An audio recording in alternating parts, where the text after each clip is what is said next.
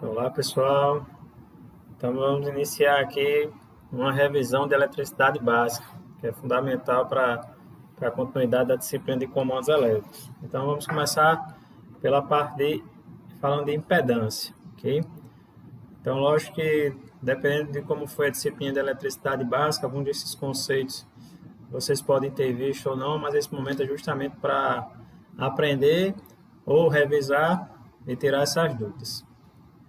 Então, primeiro, os componentes básicos, que são vistos em eletricidade, que seria o resistor, o indutor e o capacitor. Okay? E aí, as suas respectivas unidades, em ohms, o indutor em Henry, capacitor em Farad, mas a gente também vai falar aqui um pouquinho sobre a reatância indutiva e a reatância capacitiva, certo? Então, na hora que eu tenho um resistor no circuito, ele tem a sua resistência em ohms, mas na hora que eu coloco um indutor no circuito, e aí dependendo se é um circuito em corrente contínua, alternada, mas na hora que eu insiro um resistor no circuito, ele vai ter uma reatância, né, vai provocar uma certa oposição à passagem de corrente por esse circuito, e aí essa oposição a gente chama de reatância indutiva, que é dada também em ohms, e no caso do capacitor, a reatância capacitiva. Okay? Então a gente vai passar por cada um desses pontos. Então, o circuito padrão aqui, naqueles conceitos básicos, tem circuito fechado, tensão, corrente e resistência. Então, a resistência justamente é a capacidade do material em se opor a essa passagem de corrente em um circuito fechado e medida em ohms. Então, mais comum, e aí na sequência vocês estudaram circuitos com 2 resistores, 3, circuito série, paralelo, misto. Então, esse é o primeiro ponto que a gente está vendo aqui. No caso dos indutores, então, se a gente lembrar aqui, já passa algumas figuras, eu tenho uma corrente passando por um condutor, pela bobina, certo? E aí, a gente chama esse indutor, porque no caso a indutância, ela está relacionada justamente à capacidade que o elemento vai ter de armazenar energia através de um campo magnético, certo? Então, na hora que a corrente está passando aqui pelo condutor, ele vai gerar esse campo magnético. Então, a unidade é o Henry, aqui o H, e a letra utilizada é L, certo? Então, tem essa simbologia aqui do ondulado. Então, aqui está algumas figuras mais comuns. Então, a gente vê muito em dispositivos eletrônicos, esses indutores. Na hora que a gente fala de transformador, de autotransformador.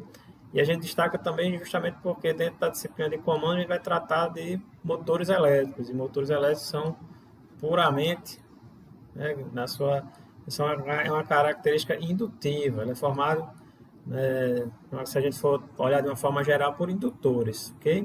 Apesar de ter resistência natural, né, da fiação, mas ele é puramente, né, de forma ampla, indutiva. Então, quando a corrente passa pelo condutor, ela vai proporcionar uma resistência à passagem dessa corrente e a gente chama de reatância indutiva. Então, eu tenho um indutor com a característica natural dele, por exemplo, eu tenho um indutor de 10 mH, a característica física dele. Agora, quando esse indutor é submetido a uma passagem de corrente, ele vai provocar uma oposição à passagem dessa corrente justamente pela criação desse campo magnético.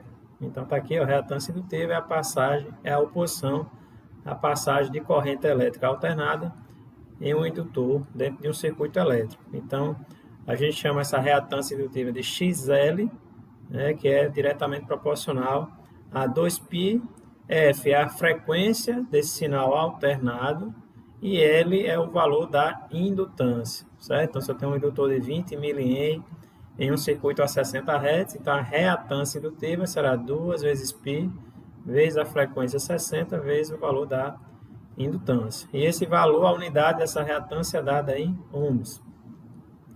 Já o capacitor, né, a capacitância está relacionada à quantidade de carga que o capacitor pode armazenar. Então, mais uma vez, relacionada a campo magnético.